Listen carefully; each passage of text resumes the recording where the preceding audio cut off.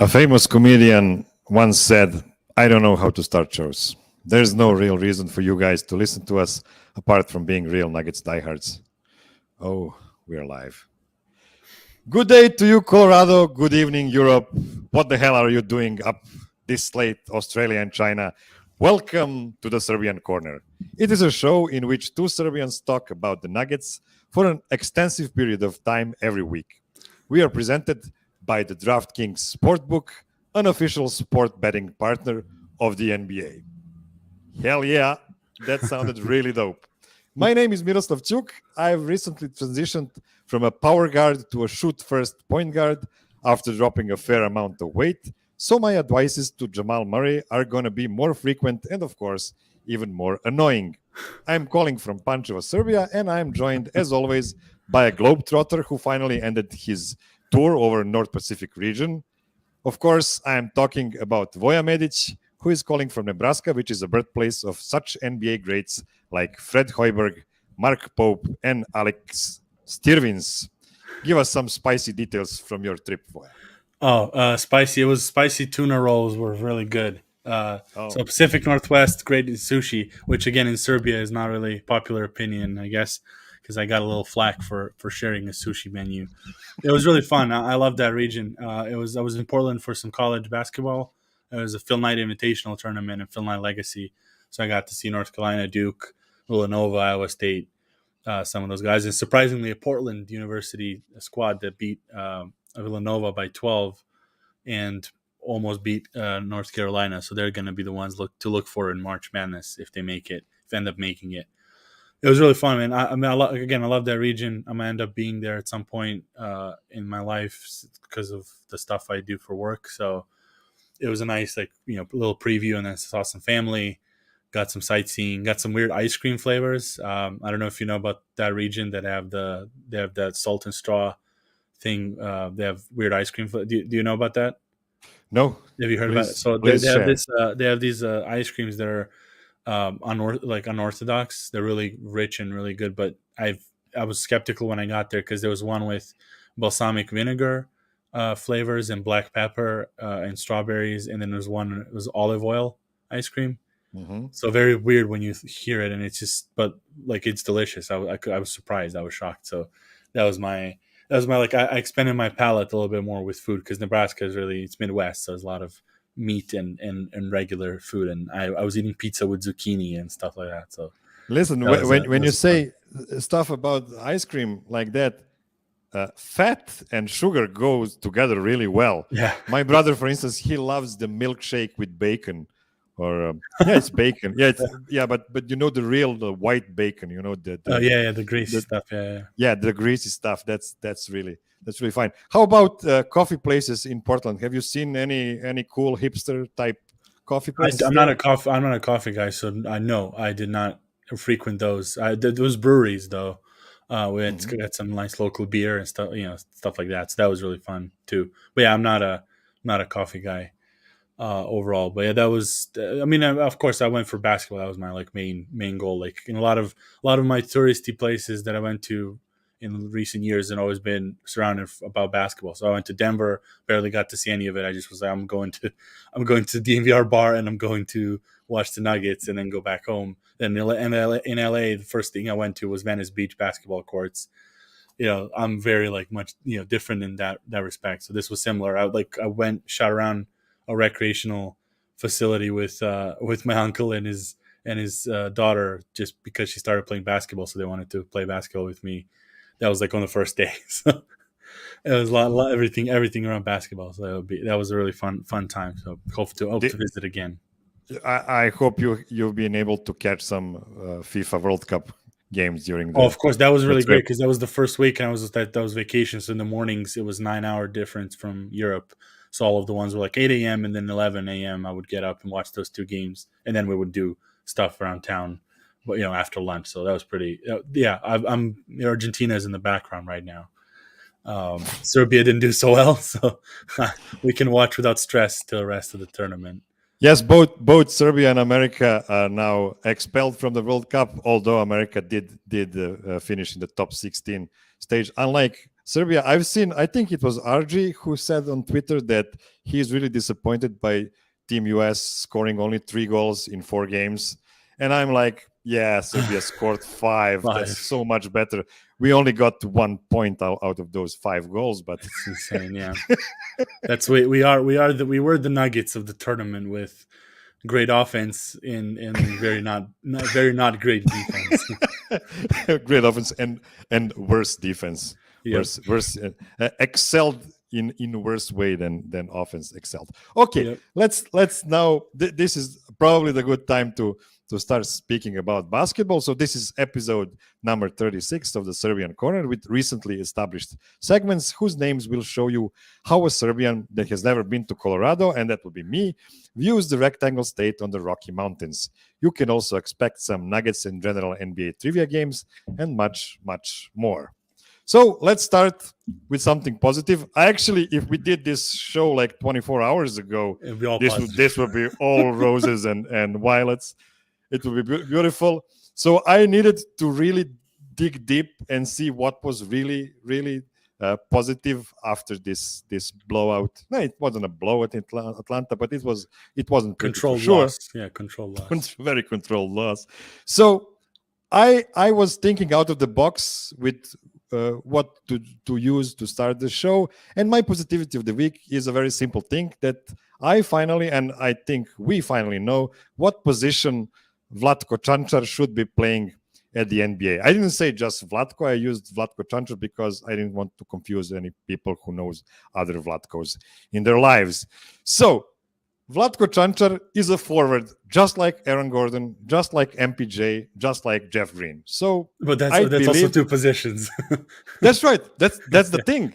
That's not one position. It's 2 positions, and when you have those guys next to Vlatko, you can use them interchangeably. I believe so. I think Vlatko can work with either of these 3 guys. Mm-hmm. So I'm really excited, first of all, to see if Vlatko will stick with in the rotation when MPJ and Jeff Green come back, and that will be a big thing to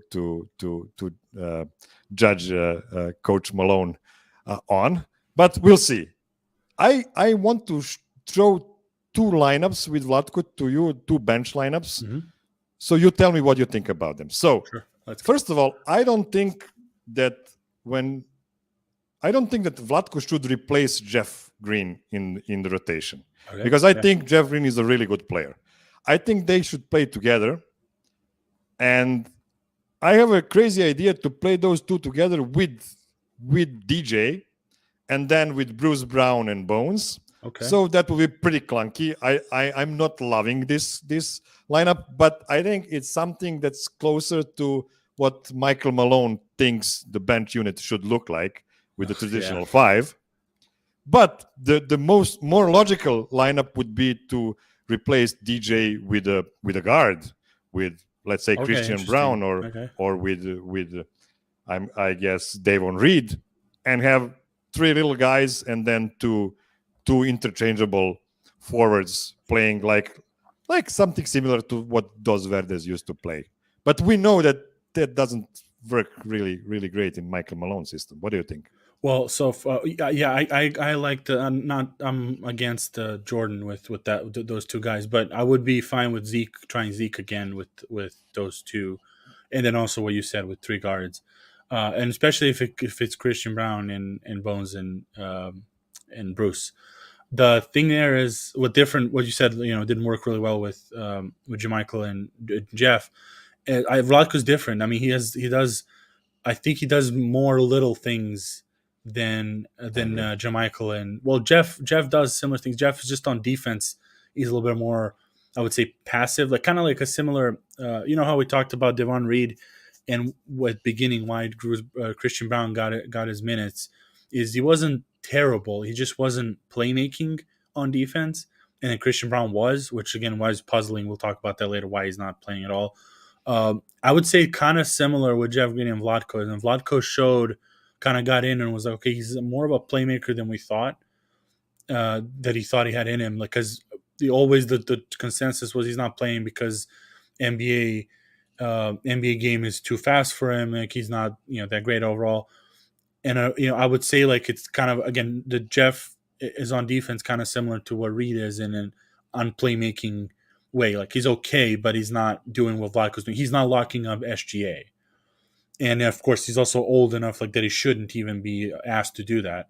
And with Vlatko, like we have that luxury, and I think so. I would say that's a little bit of different from also Jamichael and Jeff combo, and also on offense, he does those little things we talked about. I clipped out the one little pass he made in the transition. He dribbles more than Jamichael. Like screens are as good, and he also doesn't foul as much on offensive screens, and he can decide. He can have really good decisions on the short roll.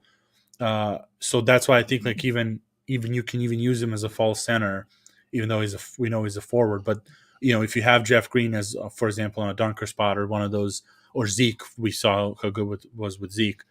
So I agree. Like those are interesting, and I really think he deserves to play. Like even when these guys are healthy, like I don't see a reason to bench him. But again, we didn't see a reason to bench Christian Brown, and he was still benched. So it's kind of a weird, yeah. I really hope it will be a bit different with Vlatko because this is his, I think, 5th season with the Nuggets. Yeah, that's different. Yeah. Hopefully it's not the same thing, but I don't know, man. I mean, to be completely fair, last time Vlatko played this great, he got injured, so he wasn't cut out of the rotation. Well, last time Vlatko played this well, it was the Euros, but again, it's the same season. But yeah, that's right. It was, and that was the problem. Is like it wasn't that he was benched, and he got the chance, but he was always got the chance when everyone's hurt, and then he comes in and he's fine and really like plays good, and you're like, okay, why is he not playing more? And it's always someone in front of him. But then we see like everyone's healthy, people get hurt, all these guys kind of pop out with more energy and more of like hunger to play, and then everyone gets healthy, and Malone reverts back to the default, and then we go back to talking why is the default not working as well, or why are the Nuggets like again like slacking or something. That's why I'm like it's so crazy like to even after how he's been playing in any other situation, probably we wouldn't even be having a discussion if he's going to stay in the rotation. And that's what's troubling with the Malone thing, like that he with the vets and stuff. Like, will he actually just go back to what he had at the beginning of the season and not even try to incorporate things? So we'll see. So far, at least he has him as a 6th man. He's not a reluctant substitution. Like he's actually getting trust out there, but.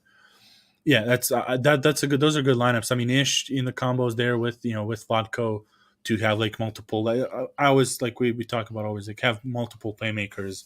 They know how to pass the ball. They know how to dribble. Like that's good things will happen. Yes, I agree. And one thing also to be fair, Vlatko is really playing a much better brand of basketball than what he used to play like a year or 2 years ago. Yeah, on the Nuggets, he is really doing more stuff, and he's been really impressive on defensive.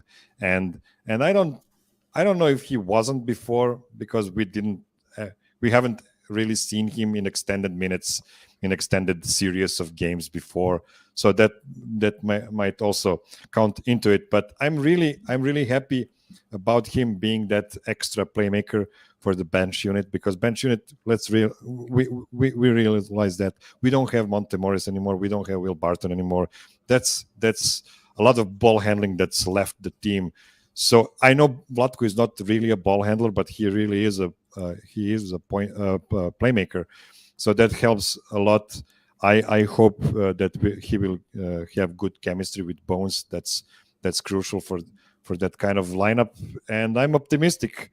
The only thing that makes me a bit scared, as you said, might be Michael Malone going back to his default. That's one thing. The other thing is, again, we have to see him with as multiple. Like it's been a couple of weeks already, so that's we're getting a bigger sample size, and he's had a bad game, and then then he bounces back, and then yesterday everyone else was kind of having a slack off game, in energy wise, he was still playing well. So we'll see more and more of like if extended playing time will mean he gets more tired, and then all that energy drops a little bit. It's always different when you can get in for a certain amount of minutes, and you have to play all your entire basically maximum effort because you don't know when you're going to play next.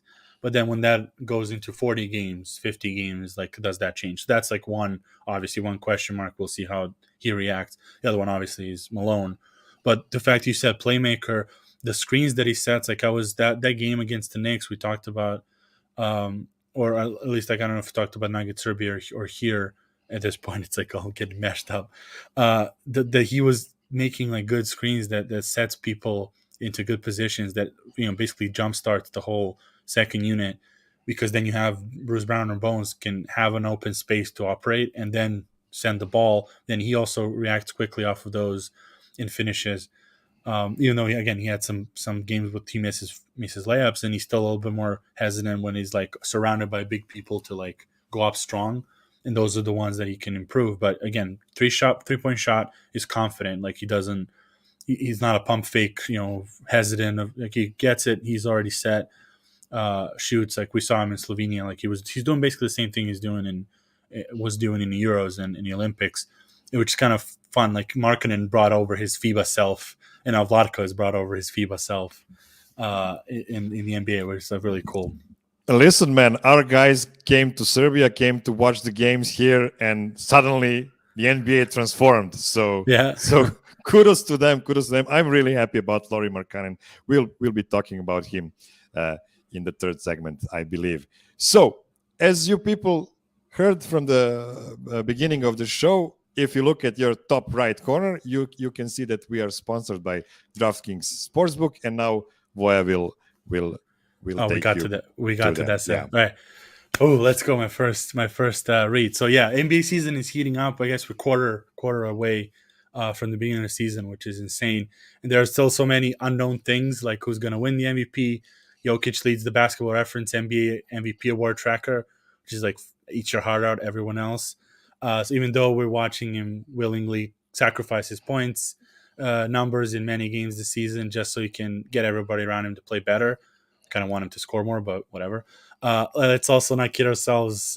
We saving him some beating in the paint. Like, we want to save that. Sure. We saw yesterday Capella gashed him on the arm. That was not fun. So, but when I'm looking to get in on that action, NBA action, we bet with DraftKings Sportsbook, an official sports betting partner of the NBA. So new customers can bet just $5 pre-game money line on any NBA team to win the game and get $150 in free bets if they do. So $5 pre-game money line on any NBA team to win their game and get $150 in free bets if they do. So check this out right now. Right now, everyone can earn up to 100% boost with DraftKings stepped up same game parlays. So go to DraftKings Sportsbook app, place the same game parlay, and combine multiple bets, like which team will win, total rebounds, and more. And so the more legs you add to that parlay, the bigger the boost, the bigger your shot to win. Huge. So, Miro, do you have any takes for the upcoming Nuggets game? We can, because they're not playing on the same day, so we don't have official odds on any of the stuff, but we kind of can gauge based on the matchups, like what we think some of the players can have and some of the numbers that they might have for the betting. So what do you think? Yeah. So the main thing here is how long until Jokic gets Big Val into the foul trouble.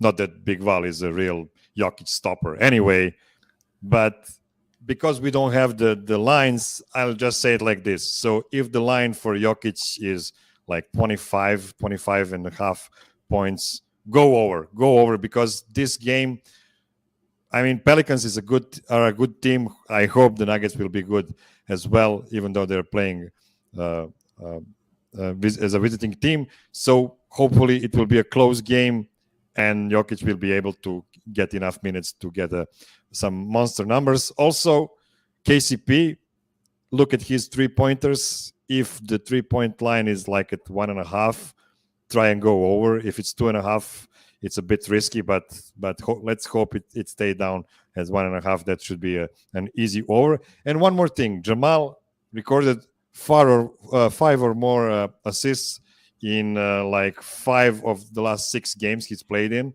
So look at his assist line. If it's like 4.5 or even 5.5, I would go over, because he'll have the chance to feed the beast in this game. I really hope so. Yeah, and as far as the New Orleans Pelican stuff, I would look at how many steals Herb Jones got if that's an option. I think that's an option there. And then Valanciunas on rebounds as well. We've seen Capella grab like 6 offensive rebounds on Jokic. Val is also a beast, so that might also be an interesting one to look at. So basically, download the app now. So sign up with the code DMVR and place $5 pregame moneyline bet on any NBA team to win their game and get $150 in free bets if they do. So that's code DMVR only on DraftKings Sportsbook, and minimum age and eligibility restrictions apply. So you can see the show notes for details. So specifically, I cannot bet because I'm in Nebraska, but if I end up going to DMVR Takeover next in the beginning of next year, I can go to Colorado and do some of these parlays and go crazy on some of these money lines. So and get these $150 and stuff in free bets if I do. So yeah, check those out. DraftKings Sportsbook app. Yeah, or just use a vote as your bookie so he can place your bets for you. That's also very illegal, so we will not do that. Okay, kidding aside, let's go now to the second segment, which is meeting a mountain lion at the front porch. So it is a segment where we speak about what scared us or made us the most pessimistic about. And recency bias is the worst. If we did this segment yesterday before the Atlanta game, I have just one thing, and it's one I'm going to close with at the end. But since Georgia is still on my mind, here goes. Always First off, mind. Yeah. So Nikola Jokic is apparently watching Matt Moore on the Locked On Nuggets too much. Matt always says the least important games are the ones on the road versus the other conference teams. Well, this is what you get with that kind of effort, even versus a team that's missing its star player and 2 other starters. Boy, I've seen your tweet, so I'm going to let you cook about this. Yeah, so I said that was the first half, and they opened. I was hoping they opened better in the third quarter, but basically, this for me, the effort in the first half was insulting because on the other side you had a very shorthanded Atlanta team with these young players that I really do like. Like if we drafted some of these kids that Atlanta has, I would be really happy with the selection. So it's not a disrespect to them in a way of they're so bad that they shouldn't have been in the game at all. It's how the Nuggets were down 13-2 at the beginning, just completely no shows. Like it almost felt like the Utah beginning in the beginning of the season. You had Jared Culver, Jalen Johnson, and AJ Griffin. So one of them is a second-year player in Jalen Johnson. They barely played last year and is coming off of like an ankle injury that he was questionable to even play. AJ Griffin's a rookie from Duke. I said at the beginning of the season I liked, and he impressed me in some of the games when Trey wasn't playing as their guard, but again, rookie. And then you had Jared Culver that was a high draft pick that just was not even barely could get on teams. Like he was from Minnesota, couldn't get on Minnesota lottery teams to play like consistent minutes. He was on Memphis. Memphis couldn't turn a player out of him. And then now he's in Atlanta and he's starting. And you had DeJounte Murray and of course Capella. It was just effort wasn't there. Like they were jumping over people, getting the balls, having open shots. Someone mentioned closeout threes, like Jared Culver hit his first 3 of the season on a lazy closeout.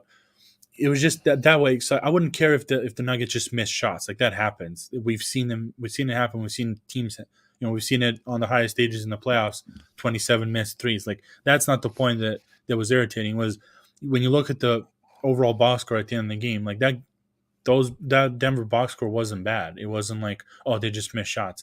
It was the rebounding. That was again 6 rebounds over Jokic on Capella. You pair up DeAndre Jordan with against the Congo on the other end was just also like mind-boggling.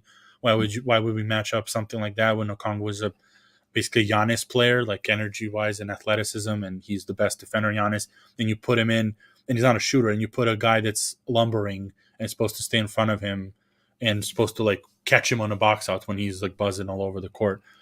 It was just, I know, it was, so for me, like not insulting, is like I'm not like, it's like a figure of speech, but again, I would have wished to have better effort and then miss shots and lose the game. That's the more like easy to swallow defeat than what happened yesterday. And then even insult to injury, like you think, okay, maybe they just don't have it tonight. And then third quarter they come out, storm all the way back in a few minutes, and you're like, okay, so you just didn't try enough.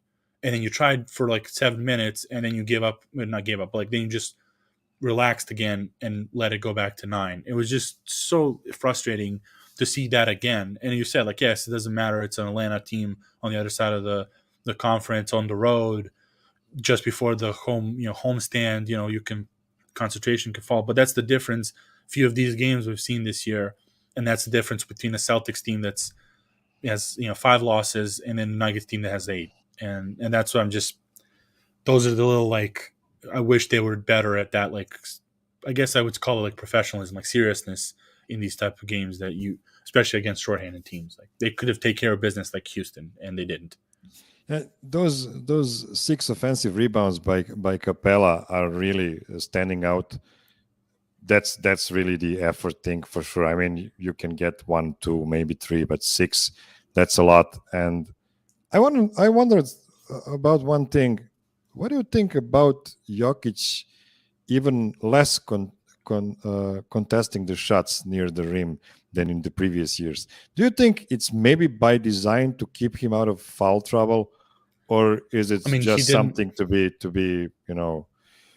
addressed as an effort thing? I think it's the like he didn't.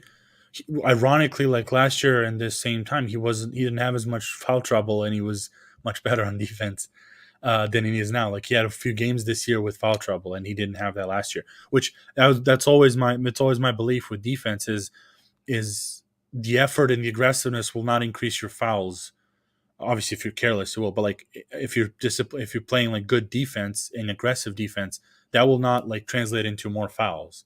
The lazy ones will translate into more fouls because you're step late, and then all that swipe and contest that you did well when you followed with your footwork is more noticeable, and then you're late. Again, you're late by half a step, and you hit the guy instead of just waving in front of him and contesting the shot. So that's I think the flip side of it is not that he's conserving or like saving him from foul trouble. It's just that he's just I don't know. Maybe I don't know what it's in his head or what's in people what's in players' heads. Sometimes we just don't have it. But again, coming out in the third quarter like they did tells me they did have it. They just didn't use it, and that's what's frustrating. I wish they don't do that anymore. In previous seasons, I used to be a big Jokic apologist, saying that the dribble penetration is the problem why Jokic gets so much exposed in the pick and roll. But it's really hard to say what is older, a hen or an egg. I don't know if it's a saying in English. What comes first, like an egg? What comes chicken first? Or the egg? Yeah. Chicken or the egg. So basically, there's this other guy near the rim, Aaron Gordon, and it is well documented. He is my second favorite Nugget. He's been on aggregate the second best Nugget this season, I think. Mm-hmm. But his defense is nowhere to be found. And maybe, honestly, it's who he is. He looked great before next to some lesser defenders, and now I don't know what to think, man. Also, I kind of think he had the chance to win the Atlanta game for the Nuggets.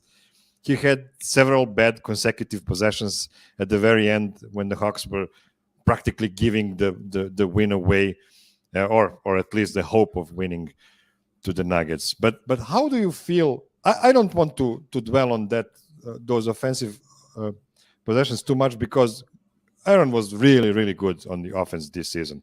But the defensive part is really of concern to me. What do you think? Do you think we can see a better version of him in the second half of the season?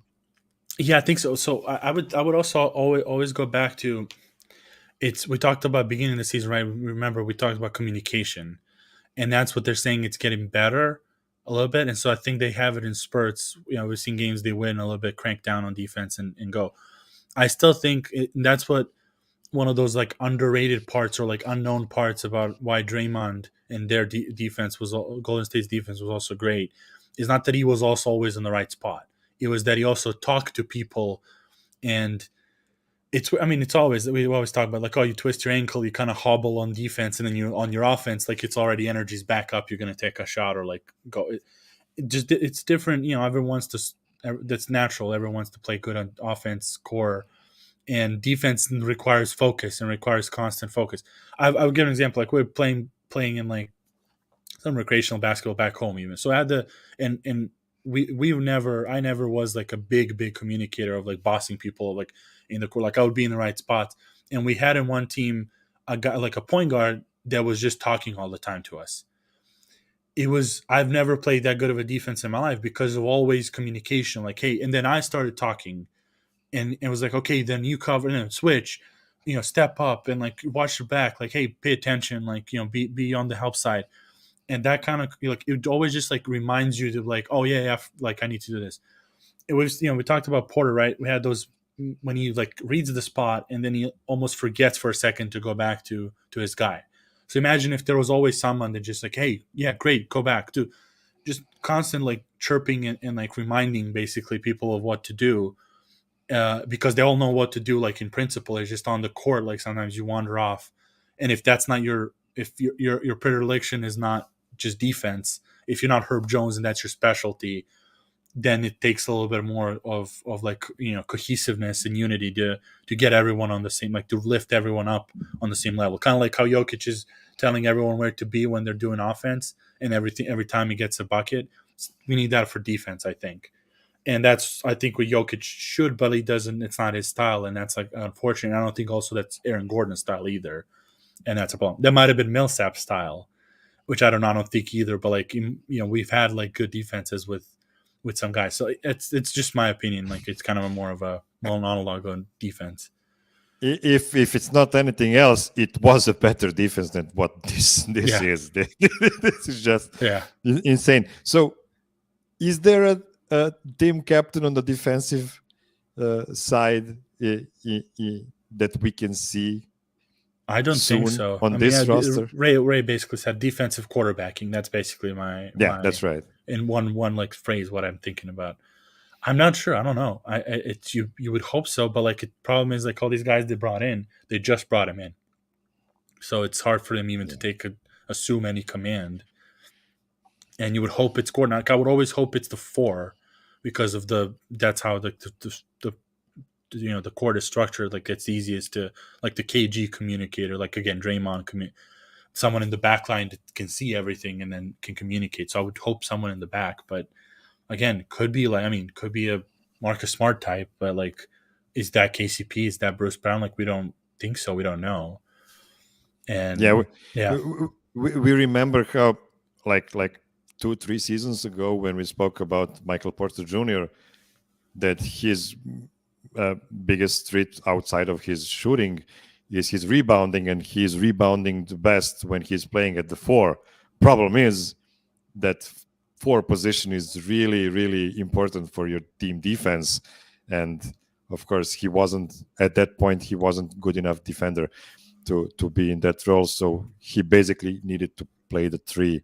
And we kind of lost a part of those nice rebounds he could have gathered. Okay, one more thing. So before we move to your worst thing of the week, I just can't keep my mouth shut about this. So it's so hard to argue with the coach when he was on the 4-win streak. But now that we lost the Georgia game, why the fudge is my beautiful Kansas boy Christian Brown completely out of rotation? So we already made some signs that we'll be talking about this. But it was so hard for me. I really tried. I rewatched all of last 8 games or something like that to see what was the thing that Christian did to annoy Michael Malone so much to be thrown out of rotation. And also, I was keying on Davon Reed as well. Even though I like Davon Reed, I have nothing against Davon Reed, but I wanted to see what was so spectacularly good about his play for him to get granted the rotation spot instead of him.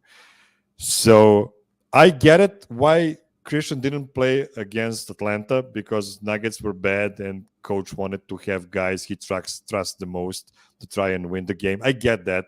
I don't agree with that, but I get it.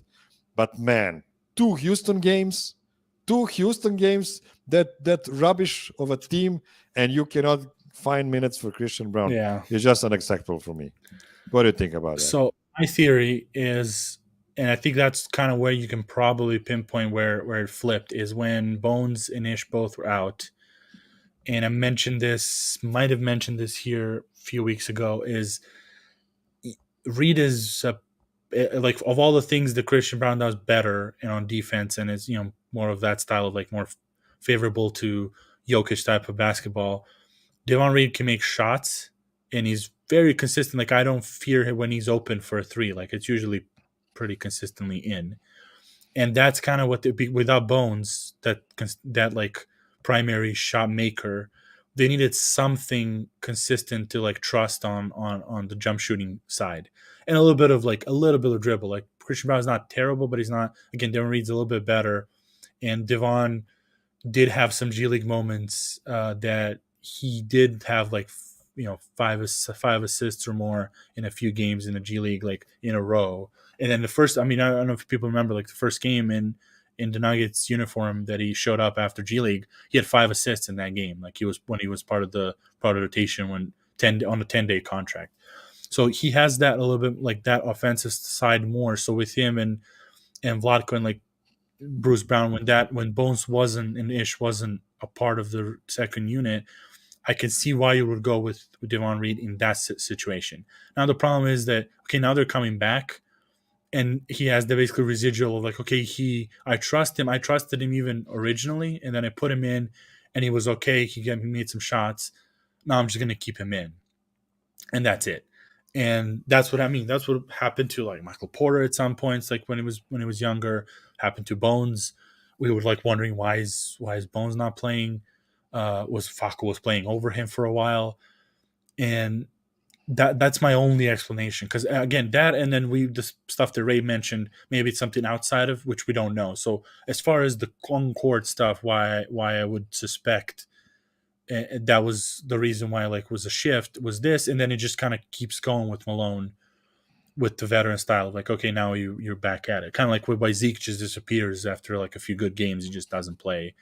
And it's back to DeAndre, and it's back to DeAndre when against Atlanta, where he shouldn't be playing. So that's my own explanation. Otherwise, like, I have no idea. Malone is, especially since yesterday, I've had some like, mountain lion on the porch things with him recently that is concerning to me. But do you have anything, like, what did you find anything when you're watching the replays, or just No. Yeah. No, it's the same guys we always knew they are.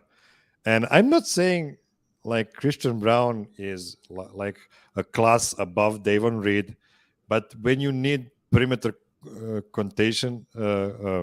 containment, when you need guys that will shadow other teams, guys, you don't have a better guy than Christian Brown. Even with him as a rookie, there's no way somebody can explain to me, like, yeah, we needed to put Devon here because he's better against these or those kind of guys, and we were lacking defense, so we needed to really push the defensive buttons. One thing about, I agree with you.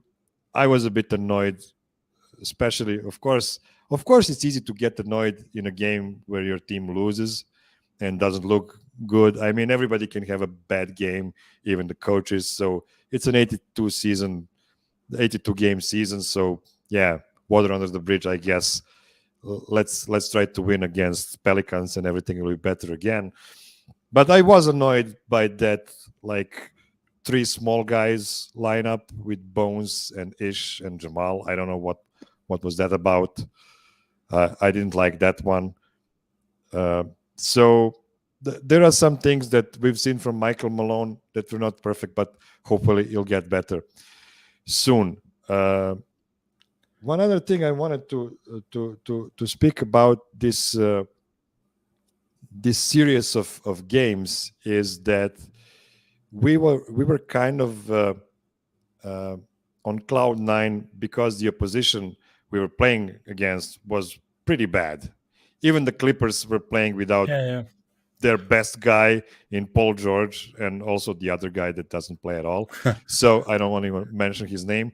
So basically, it was a nice slate of games, and this was actually another, as you nicely put it. It was it should have been a gimme, even on the road with so many guys that were not playing on the Hawks. We had Bogdan Bogdanovic, who played his first game after six months, he sucked. And they should have punished that more. They should have punished that that's more. Right. Like, I saw only one time they turned him over, just once. You're like, well, he hasn't dribbled in months. Like, attack him. Like, obviously, like, we love him and want to see him succeed, but like, it's the first game. You can exploit that, and it's not going to be a big deal. Like, it is like frustrating, and especially the point is we're on cloud nine because of the way they played, not just that they won.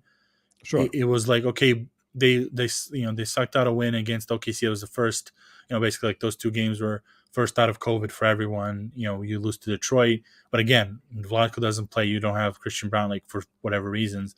Then you beat OKC barely. You come back, you claw back in. Then easy Clippers, which Clippers are, again, even without those guys, pretty good game. They can give trouble. Yeah, they can give trouble, and they put them away really easily. Then you have the two games against Houston. Like, okay, now you're getting that rhythm. And then it's basically just that's why I was like saying the Malone is my mountain lion, because the start of the game, you're 13-2, and that's it. Like, the end of the game was 8, so they won the rest of the game by 2 or whatever, like by 3, but that was the beginning. That was it. Like, you went on to negative, and then you're clawing your way back, and then it's just like counter rhythm. Like, then you keep Jokic too much in, and then you, for whatever reason, decide on DeAndre Jordan because you play well against Houston, and you're like, okay, you just can't. Again, like, I was happy that he doesn't play against OKC. That's like our established. You're not playing against OKC with this like small ball guys, and they're disciplined and then run all over the court. Why wasn't that applied the same way here? Even without, like, I wouldn't even put Vlatko against Okongwu. I don't even care. Like, just have like a small to small, because we had put Christian and Devon Reed, and just something different. And even the three small lineup guys, like, they even got some of the difference back. And then he puts in KCP back. Then he puts basically the same starters that lack the energy, and doesn't keep Bones in for a little bit longer when he was doing well, well enough and like energetic enough. There's no like secondary ball handlers. When there's lack of energy and movement, like, then you need a secondary like slasher guy. It was just a lot of those like weird like buttons that I like that expression of buttons pushed. Again, like, and then the whole third quarter is the Jokic, and then he doesn't come back to 7 minutes left, and there's a timeout, and then like always, he doesn't put people back at timeouts. He waits. Basically, like, they come out of the timeout, and then he sends them immediately to the scorer's table for like a few more seconds. But like, it was just when my point was, like I said that in the Nuggets Serbia podcast earlier today, was if the already rotations busted for the game, just stop then even like trying to get it back on track with like, okay, next 5 minutes I have to finish with these players. Like, just go with it. Go with the flow. Yeah. Like, because it's already ruined. Like, if it was already like well established at the beginning and it was going as the regular season is going, okay, but then it's already ruined. Just keep going, like, again with the flow, and have like Vlatko finish and Bones, and maybe have Gordon sit and does or tell him don't dribble into 3 players and get your ball stolen twice. And Jamal, like, hey, don't shoot. You're not that back yet. Don't shoot a fourth quarter transition 3, down 3 to try to take momentum, because they scored the other end and it's over. Like, it was up 5, up 6. Like, it was just frustrating. That's why basically, I'm looking at the mountain lion walking back and forth on my porch, and I'm annoyed. I think it's a really bad habit the Nuggets have sometimes to let the other team get a 10 points cushion, because they're used to playing in the mile high, and they know that in the fourth quarter they will have more breath than their opposition. Well, theoretically, they should have, because it's really annoying to play against the 10-point lead of your opposition, because it takes a lot of energy from you on both sides of the court. And you can do it. You really can do it if you can outrun the other team in the fourth quarter. But unfortunately, if you're on the road, there's no such thing as the altitude, I guess. Okay, let's take a short break, and we'll return in the third segment. And we're back. Okay, so we haven't seen this segment for some time now. It's Miroslav's conundrum in Comic Sans. Okay, so during the week, I have these thoughts I think about, and then I cannot get rid of them. So this week, I was looking at the Western Conference rosters and noticed something. There is a suspiciously big or small number of really good front court players that can compete for the All-Star game. And of course, it's not a real thing, but to make it more interesting, I wanted to take some of the guys out of the competition. So here it goes. First of all, I made ineligible guys like Luka, who is a guard, and NBA will make the voters vote for him as a guard. Then you have Kawhi Leonard, who last played in, I think, March of 2015. And then we have two guys playing for a lousy Lakers in AD and LeBron. I love this. Look, we're taking shade at every turn we can. Listen, man. This season might never return. Yeah, that's the thing. So Anthony Davis has his personal record of 8 wins and 11 games, and LeBron has 6 wins and 9 losses. So you know what? Those guys are not winning players, so they're out of the competition. For me, I mean, I'm not crazy because I know the fans will vote for them anyway, and they'll probably get on the best. I want to make things fair, and for me, if your team with you is less than 500%, I'm sorry, you cannot compete. Another 2 guys, Karl Anthony Towns and Rudy Gobert, they're sucking the life out of each other. Oh my God. And they're also around 500, both of them. And Karl Anthony Towns actually got hurt, so he'll probably miss significant amount of time. So I'm excluding those two guys. I can even say okay. Yeah. So what I'm gonna do now, I'm gonna list some guys I think should be in the All-Star game, and you stop me when things get too crazy. We're starting with Vlatko, right? He's the number 1. Yeah, we'll see. Okay. So next slide.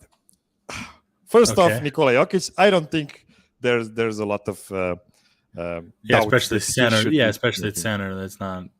Yeah. Although centers are not. But in general, they're not gonna. Yeah. There's no way that he's not. Okay, so even the fans are now up there. Yes, we are agreeing on Nikola Jokic. Second player for me, and I think you don't like this one. It's Paul George. No, because also missed time too. I wouldn't put him yet there. Maybe like if he comes back. I think he's missed a bunch. Yeah, he still out. Did. Yeah, he did, but I think he's played more than half of the games so far. So this is why I gave him a pass. And he had really good stats while playing. Yeah, he's one of the eligible ones for sure. Man. Yes. Next one, Zion Williamson. Also, I think a no-brainer. Yeah. I'm not a big fan of Zion.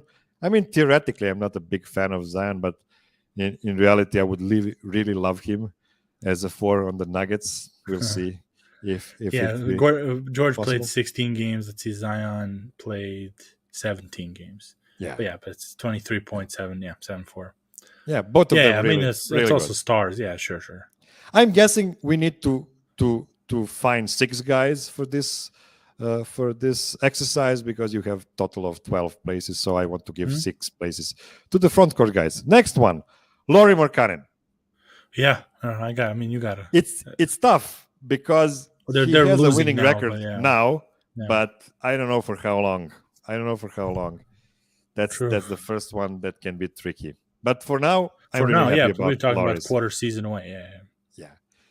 Okay, at number 5, coming. And he's played 25. And he's played 25 games. Oh they played a lot. Markkanen and then Ayton. That's a tricky one too. They're first, but I don't know if I would give them 2 All-Stars even. I think it's Booker, and Booker it kind of starts and stops with him. Because Ayton's kind of like 16 and 9, like 2 assists. Like it's not. I agree. That great. He's not like under 30 minutes. Yeah, you know what? I'm just thinking like of guys like Roy Hibbert, some guys like that who are not Yeah, never but really I think great, but they've we're wiser. made the All-Star. Yeah, I think we're wiser to that, and also there's a lot more talent. I think overall. Yeah, But I mean, sure, but like he's in contention. But again, because if they're number one by the All-Star break, like last year, maybe he comes in. But I mean, he would be my fifth choice of all these players. Okay, let's see who is the next on my list. Brandon Ingram, no brainer. Yeah, I think so. I got it. I mean, I like him. Like I think because Adam's the one that doesn't like him from the guys. Is not a particular fan. I do. He's like for me, he's like the next best thing to KD that we have. I think in the league. Just I'm still under the pressure of that one of the first game they played against each other when he just killed KD with KD moves. The only thing that gives me pause about Brandon Ingram is he's the second guy from the Pelicans, and they're like he's their best. I mean, for me, he's the best player. On this, yeah. I can agree with that. Although Zion is flashier and probably will get more votes from the fans. Yeah. But if you have the Pelicans with 2 All-Stars and you have the Nuggets with the same record right now, let's see the next 3 guys I have here. So first one, Aaron Gordon. Second one, Domantas Sabonis. And the last one, Wiggins. And I can't see the Golden State Wiggins, not the one from Oklahoma. Although that one I like clear. But yeah, I'm kidding. Sabonis is a maybe too because it depends on how Sacramento plays. Nuggets, Gordon, that's the troubling thing. That's kind of what last year with Wiggins had a lot of fan votes that kind of swayed it. I don't think he would have been chosen to start if he didn't have as many fan votes. I don't even know what that was. It was like K-pop fans or something weird, like Warriors fans from the East or something strange. But I think Gordon only if Nuggets are first like comfortably, like the Nuggets get 2 All-Stars. Especially it's Gordon that he's not like you have to go into like he has this many dunks and then his efficiency is great. Like again, there would have been more chance with similar numbers that Jamal is the All-Star with those numbers than Gordon, just based on biases, I think. And that's why Wiggins was a wow, like how is he an All-Star? And then he proved himself to be an All-Star by the end of the season. So we'll see. So he's my least likely of all these. Sabonis, again, depends on how the Kings go. He's good, but then you would also take Fox from the team, and you wouldn't want to go 2 with the Kings. We got the blind poll from Andy Bailey, who compared last season's Wiggins up to the All-Star break. So many notifications. This season's Aaron Gordon just destroyed him. Yeah. Now, as you said, Aaron Wiggins backed that up with really great playoffs. So, Aaron, you know what to do. Please do the same this season, and everything will be cushy. Yeah. So, you have here like 9 guys. I think you missed one. What would be? Which one? Jeremy Grant. Yeah, I did it on purpose. To be honest. I know you did, but I'm seeing it. I'm like, 20 points a game. They're again, if they fall like they're falling, that he's not. But right now, he might be. He's been really good. He might be on the border too of like maybe coach's choice or some one of those weird, if injuries happen. Because again, it's where the Portland was. If they were first, and they're one of the 3 teams that has 3 20-point players because he literally was hurt. So there's more like it was like a weird. He has 20 points per game, then he gets hurt, then someone else has more shots. But that's he's interesting. And again, it's one of those depends on when they end up and if they want to go with Simons instead of him. It's really fascinating. But Gordon, we need to go because again, he has that unflashiness right now that same as Wiggins because he has dunks and stuff, but it's not like. When Zion goes and just barrels through and just eats the rim. Like Gordon has more like he's playing smarter, not harder, like he was saying in the offseason. So I would think like we'd have to go first. Like, so your 6 would be who? 6, Nikola. Well, Lowry's a maybe, but like right now, let's hit it right now. So Nikola, Lowry, Brandon Ingram, Zion. And right now, two more. Yeah, that's a lot of people. Well, I mean, because we're not counting AD. Hey, my rules. I'd say Aaron Gordon and then Paul George. Let's do that Because right now, I guess like they're second still, and he's playing well. So like right now, maybe they got the Wiggins bump, like one of the last All-Stars kind of thing. I'm happy with that choice. Okay, time for our last segment for today. It's trivia time. It's trivia time. So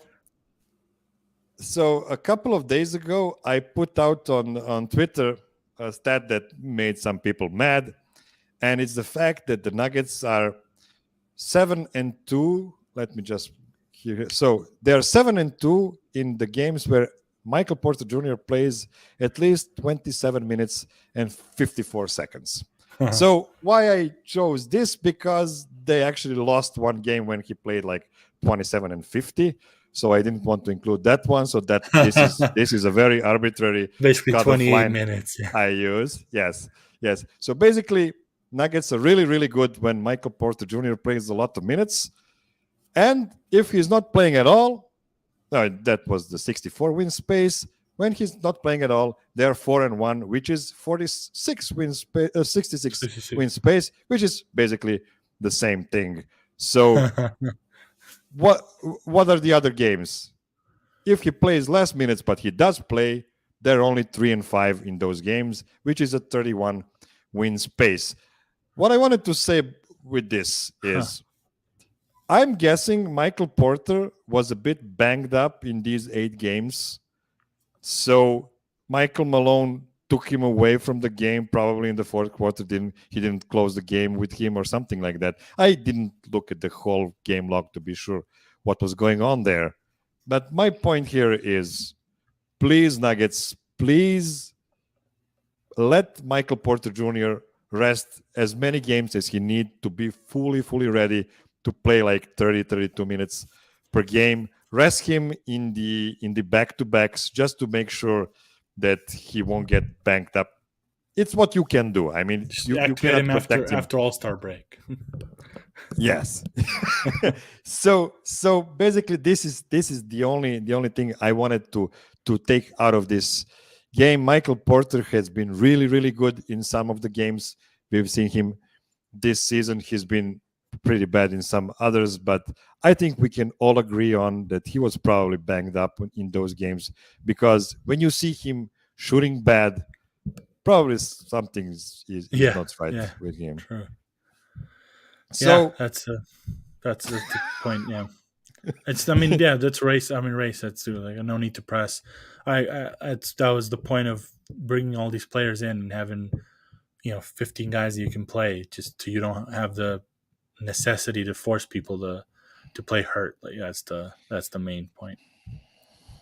Yes. So this is all we had for this week. I hope you stayed with us. And before we let you enjoy this Saturday, it's Saturday, right?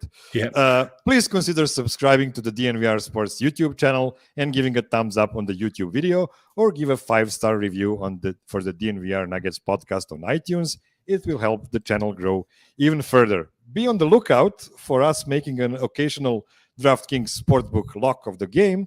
We want to help you earn a lot of money with our impeccable takes. So for all the true fanatics that stuck with us all the way to this sentence, thank you for being awesome, and go Nuggets. Idemo Nuggets.